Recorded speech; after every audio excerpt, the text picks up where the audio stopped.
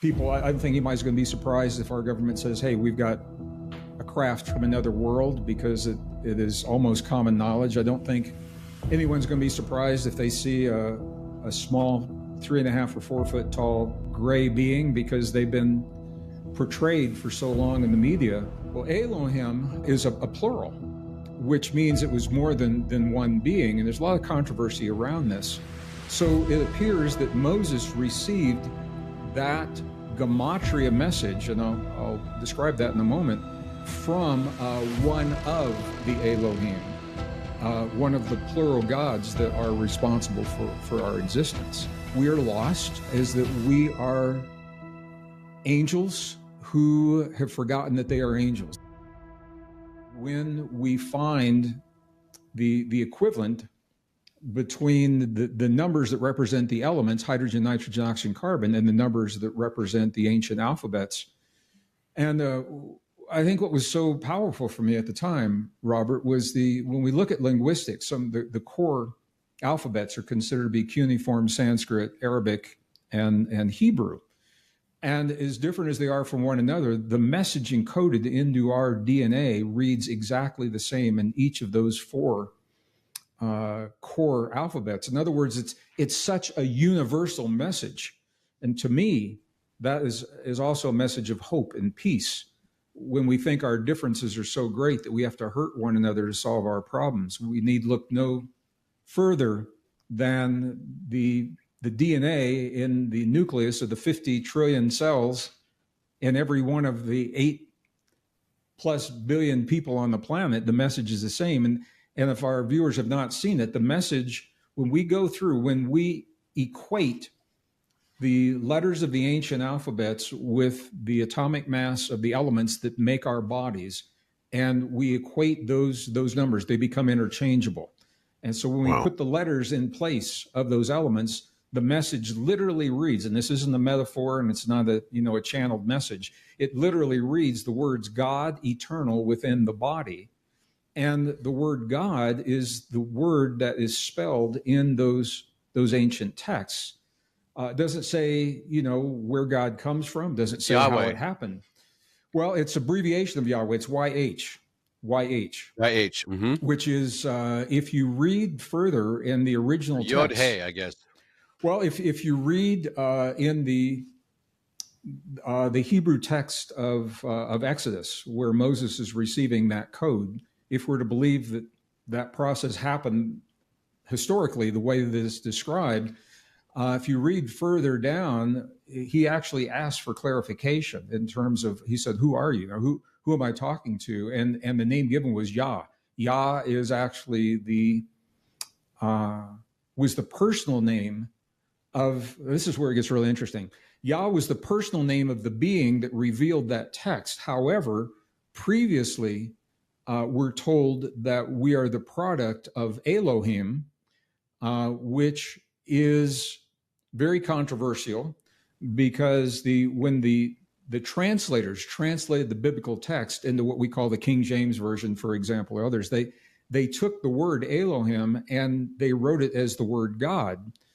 Well, Elohim is a plural, which means it was more than one being, and there's a lot of controversy around this. So it appears that Moses received that gematria message, and I'll describe that in a moment, from one of the Elohim, one of the plural gods that are responsible for our existence. And the way that the scholars now, and I've worked with some of the Hebrew scholars who have actually when the Bible code, the original Eli Rips just passed recently, and I'm in contact. There were three rabbis. I'm in contact with the other two, and there's a lot of information in the original Hebrew text that is lost in the translation. But it appears, and this comes back to number, that the way Moses received that information, it wasn't on two big granite slabs like Charlton Heston coming down, the mountain. That it was a continuous string of numbers, numeric information with no punctuation, and it wasn't on massive slabs. It was on a relatively small crystalline material that is not known in this world. And that is part of what is believed to be the mystery in the Ark. When we find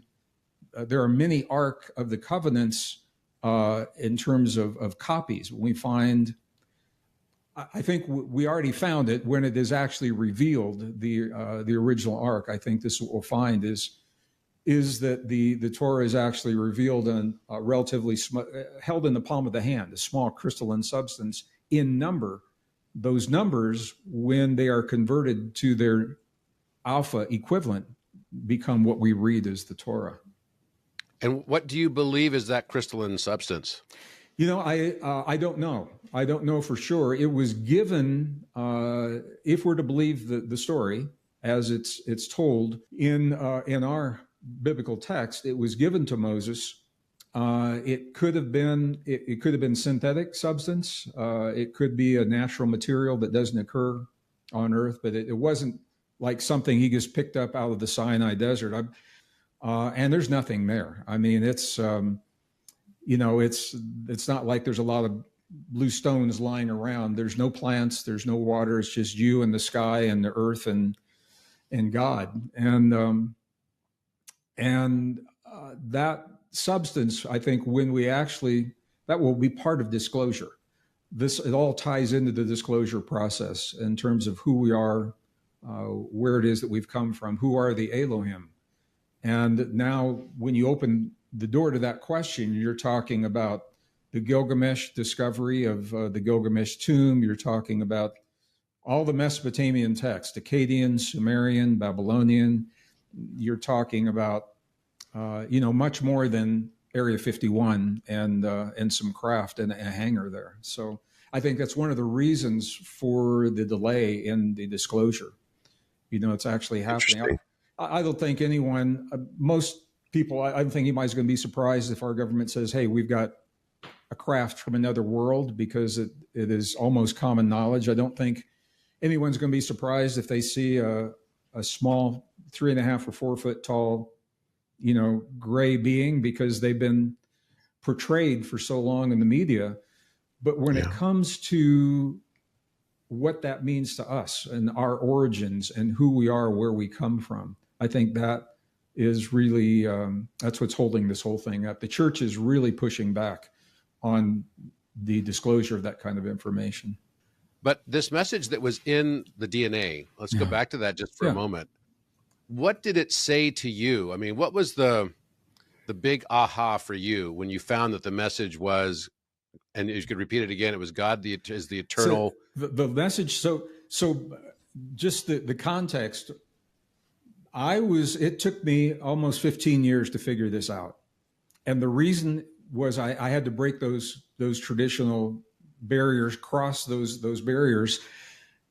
I knew that when it comes to the gematria, there was one letter and one number correspondence, no problem there. Now you look at the periodic table, and we're made primarily of hydrogen, nitrogen, oxygen, carbon. Robert, there are, as you know, there's a whole lot of numbers that can describe hydrogen. You've got atomic weight, atomic mass, valence, all kinds of things. Sure. And we didn't have computers on the desktop like we do today. So this was all done by hand. And at night, I would work. Most of my work happens between 11 at night and 3 in the morning. I'm a night person. And I would have a legal... Me too, by the way. Well, that's what my books are written. I would have a legal pad, and I was just going through by hand. There were no reference books for what I was doing, so I had to create my own reference books. And I still have handwritten notebooks of all the things. And it was about 2:30 in the morning, and I was literally sitting in my living room with my back against the couch. I wasn't even in the office, and I was on a table at 2:30 in the morning when that first message came through. And it literally came through the words, God, eternal within the body. And I thought, I won't even tell you what I actually said, but first thing I did, I actually called a statistician friend of mine, and I said, man, is this a fluke? Is this, what are the possibilities? And he ran some numbers, 0.00043%, or 1 in 256,000 and something that it was a fluke. So it appears to be intentional. And I thought you were going to say 0.00432, which would have been really funny because that is actually Euler to the power of pi. Wow. I hadn't thought about that. Yeah. I hadn't thought about that. Well, this was, I had them run the numbers, and then once he did that, I have to tell you, honestly, I felt differently about myself. And it could have been because it was 2:30 in the morning and I was, I was pretty toasted. But as a geologist, I believe in evolution for many forms of life. I've seen it in the fossil record, plants, animals, insects, but that theory, Darwin's theory, breaks down when it comes to humans. Something happened to us 200,000 years ago, and we can see it in the genetic record of the mutations that happened exactly at that time that cannot happen in nature. They cannot happen under natural conditions. So I would hope if who or whatever is responsible for our existence was proud of what was created, that they would have left a signature or they would have left a mark in the essence of our DNA. And that when we achieve a level of consciousness where we know where to look, we know how to look, and we have the technology that allows us to look, that we would see that message. So when I read, that's my personal belief system. So when I read the words God eternal within the body in the genetic sequence that I had, and it was a computer printout of a genetic sequence, to me, I felt differently about myself. Even though I knew that I'm not the product of lucky biology and random mutations, seeing it pop out in the DNA like that. And then I tried it again and again and again, different segments of DNA. And what it looks like, Robert, the DNA is coded in layers. Just like a book has a preface and, a chapter 1, chapter 2, chapter 3. And this part of the DNA, this is the top layer. It literally is the introduction to what comes next. So who are we? We're God eternal within the body. The instructions that taught me how to do this, I derived from a 3,000-year-old text called the Sefer Yetzirah, which is a mysterious text. It's only about 1,000 lines long. It's only been translated once into English by a man who passed not long ago. His name was Rabbi Aryeh Kaplan, and what a brilliant brother. And it is so mysterious that many rabbis won't even teach. They'll teach the Midrash and they'll teach the Zohar, but when it comes to the Sefer Yetzirah, it's so mysterious they don't even teach it. And I said, man, there's a book that's so mysterious they don't want to teach. I got to read that one. Yeah, bring it on. So I procured a copy back in the 90s, and it's not an easy read, and it is all about gematria. And following those instructions, I said, what if I equate these instructions that are 3,000 years old with the best science of the modern world? And that told me what order and how to go about making those connections. So when we treat the periodic table with the rules of gematria and we treat the ancient alphabets with the rules of the periodic table, it breaks down to the numeric sequence 1563. And 1563, when we link that then to the Hebrew alphabet, that's where those letters come from. Now, the Y is actually the letter 10 in the Hebrew alphabet, but gematria says, there's so many moving parts of this. Let me just step back. Gematria is a science because it was defined by 32 rabbinical rules that were laid down in the 2nd century. Numerology is a loose subset that is not a science because it doesn't conform to the rules. So this is not numerology, it is gematria. And there are very specific rules in gematria. And one of those rules says that a number can be reduced to what is called a Pythagorean number or an angelic number between 0 and 9.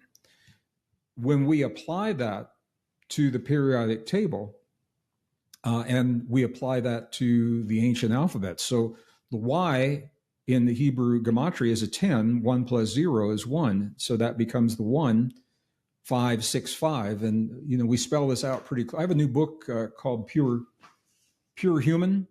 It is pushing back on the transhuman movement, and chapter 2 describes the whole process that we're talking about right now.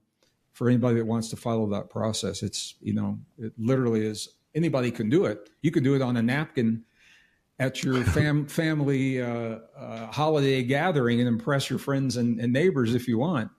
But what it means, the meaning and the implications are so profound, Robert. And it changed my life at that time and led me to even further pursue. I mean, there were other facets of my exploration. The Shroud of Turin, for example, is that an authentic shroud of a man who was described 2,000 years ago, of Jesus, of being crucified. I was gifted in 1996 63 of the original slides from the photographer that documented the examination, the first examination of that shroud, and all the scientific categories. What it says, there's nothing in the shroud that prevents it from being the burial shroud of Jesus. The age, there is DNA, there is blood, it's AB positive. The man we know was about 5'7". He weighed 178 pounds. I mean, there's all kinds of information we can get from this. So when I'm reading God eternal within the body and then putting that in the context, not a religious context, but again, this is a Gnostic, from the Gnostic. Gnostic means gnosis, it means knowing. As we begin to have a deeper knowing of who we are, not from a religious perspective, historically, there was a man named Jesus, and according to the Gnostic text, he originated in a realm beyond the heaven of the Old Testament. That was the heresy in the book, the Gospel of John. Jesus' father, according to the Gnostics, his father was not the father in the Old Testament. His father was a greater, a higher principle, a deeper truth, a pure light is the way it's described. And finding a message in our DNA that is the same message that we find in the Shroud of Turin. So now you begin to make those links about who we are and what our potential is. I did some analysis myself on DNA and on the periodic table of elements, and I came at it from a totally different perspective, but came away with a similar conclusion, I would say. And the way I looked at it was, I thought, what would be nature's counting system? And I thought immediately, well, it should be number of protons or number of electrons, right? Especially when we're talking about stable elements, and you have an equal number in that situation. And so, especially with all that makes up, the elements that make up the DNA, which is, predominantly just hydrogen, oxygen, carbon, and nitrogen, and sulfur. And basically, as I started looking at this, I started thinking, okay, well, if I take all of this and take the approach of a digital root in mathematics, which is what you actually just referenced when you talked about numbers between 0 and 9, and then I applied that to adding up all of the number of protons, when you combine all of them in the adenine, thymine, guanine, cytosine pairings, what I found was that in all cases, they add up to a digital root that comes out to 9, which was fascinating because we see this with prime number theory as well. And prime numbers will always have reciprocal values. So 1 over the prime number, if it's larger than the number 7 and all the way out into the number series, will always have reciprocal values that add up to a period value, a reciprocal period or periodicity, which will always add up to a sum of 9 as well. And so I found that kind of fascinating. And then what I found was that when you have the adenine thymine pairing, and 9 could be synonymous with 0 because 9 takes the position of 0 as well, as you likely know. When you replace thymine with uracil, then all of a sudden it creates an offset of ones. So now you have ones and zeros. Yep. And Yep. it basically is acting like a binary code that then is determining, with the combination of those things, it determines all protein synthesis. And then what type of proteins, what type of codon pairings you're going to have, and then that extends to amino acids, and then from amino acids off to protein synthesis. And I was like, wow, this is clearly something that has been deliberately created. And when I go back to the fine structure constant, which I know you're probably very well familiar with, which is the 137 and 1 over 137, and the sarcophagus fits in the king's chamber 137 times, which is always something interesting to me. But I also noticed that the Hebrew word for God, Yahweh, Yod-He Vav-He, could also be seen, and I look at geometry as resonant shapes. So every shape has a meaning and has a certain resonance, right? Just like looking at your wall behind you with all the cool, geometric patterns based on triangles and right triangles, that even Yod-He Vav-He has a certain shape resonance associated with it as well. And I thought, well, what other mathematical notation would look like this? And of course, it's pi to the 7th power on the right side and pi times 7 on the left side. And because the hey looks like pi, and the yod looks like a 7, but a small 7, like a 7th power, and vav looks like 7, but a normal 7. And lo and behold, shock of shocks, when you take pi times 7 and divide it by pi to the 7th power, that reduces down to 1 over 137. This is it. And this is where it gets really interesting, because during the Cold War, the governments were at war, but scientists were still cooperating. It was a very civilized kind of a war. And Russian scientists were the first that began to look at the human body from an IT perspective. They started looking at cells as circuits, and they were looking at mitochondria as capacitors and resistors and transistors. And that has led to a very, very different way of thinking about the human body. In the journal Soft Computing, Proceedings from the Conference of Soft Computing, they literally stated that human DNA is a fractal antenna. So what that means is the DNA, an antenna tunes to a signal, fractal antenna tunes to many signals across a broad spectrum of information. So mathematically, what we're talking about is the ability because we can consciously change the morphology of our DNA. We can consciously thought, feeling, emotion, belief, breath, epigenetic triggers change the morphology. We're changing what our fractal antenna is accessing. And that is the link to consciousness right there. I think that's what we're talking about. Spent a lot of time also working with my friend and colleague, Alan Green, on gematria type codes that were found in the King James Version of the Bible. And, the people that wrote the Bible were the same people, we believe, that, posed as Shakespeare. And basically, the whole Bible, the King James Version, is literally encoded with encryptions. And a lot of this is so fascinating, because what it says to us is almost like what we see on the surface of the world is one paradigm. Unless you actually go into this place of pure intention, which I think is what you did in trying to understand, where you picked out, the Sefer Yetzirah, and you basically said, I want to go for this, the most esoteric text, and I want to understand what the mysteries are in this. And that these encryptions that are at the next level down, or the deeper introspection requirement, is actually there so that it can be found. It's not hidden so that it will never be found. It's there so that it can be found by the initiate, who is really looking introspectively and wanting to understand the mysteries. They recently, the Jesuit branch of the Catholic Church, the science branch, amended their policy on life beyond the world, and the languaging. I didn't know we were going to have this conversation, so I'm going to do this from memory. But the languaging was very interesting. They said, we believe it is not counter to Catholic doctrine for there to be life beyond this world. So they open the door to accepting it if the Yeah. need comes. Prior to that, in other words, is the God of the earth the God of all the universe, or is there life, other life that may have?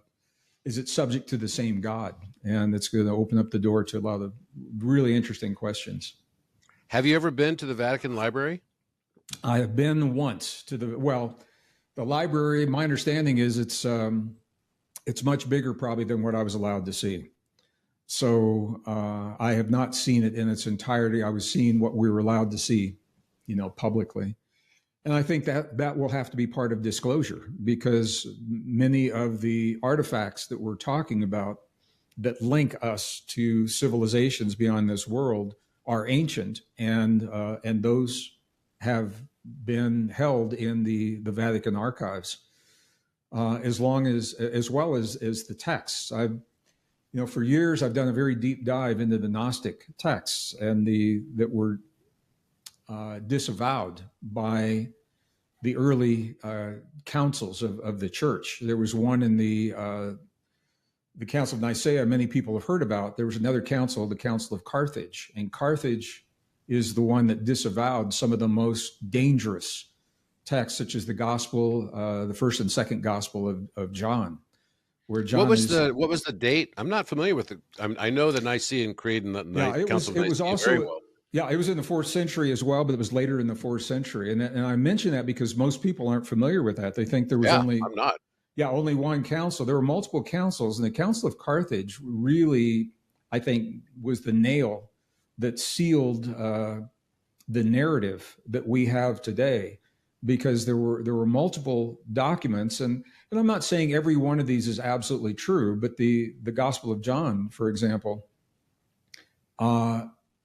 is fascinating because it is said to be written by John, who was the apostle. He received the gospel after the crucifixion from the resurrected Jesus, or Yeshua. Jesus is what it is in the translation, but it's Yeshua. So he received that, and it begins with the history of the universe, very similar to the Book of Enoch. And it begins with the history of humankind and how humankind was created. And it essentially says we are a hybrid species. We are the flesh and the bone of this world, imbued with an essence that gives us godlike powers that were sealed and kept from us. And I think this is really important, because we're now in modern world. You say, well, these are old stories. In the modern world, we're at this pivotal point in the transhuman movement where we're being asked in a single generation to turn our biology over to technology, to relinquish our biology to AI, computer chips in the brain, chemicals in the blood, RFID chips under the skin, and more. And once we do that, what happens is our natural biology begins to atrophy, and we lose the very essence of our humanness, including the dormant potentials that open the door to these extraordinary abilities that we're only beginning to understand. So if you are to believe the Gnostic texts, it's a big story, probably more than I can do justice to here, but essentially what they say, Robert, is that we are lost, is that we are angels who have forgotten that they are angels. The Essenes actually say the only difference between the angels in the heavens and the angels that walk the earth is that the angels in the heavens remember that they're angels. The Gnostic texts say that when the rebellion happened in another world long before we got here, that our essence was deceived and brought to this world and trapped in this world in the sensual physicality of our bodies. And it's through those dormant potentials that we have the opportunity to redeem ourselves and return to our true home. If we give our bodies away to technology, we lose the ability to return to our true home. We are captive in this world forever, according to those Gnostic texts. these are the texts that were disavowed in the Carthage Council, and among the most heretical is the Gospel of Philip, for that reason and a lot of other reasons. So.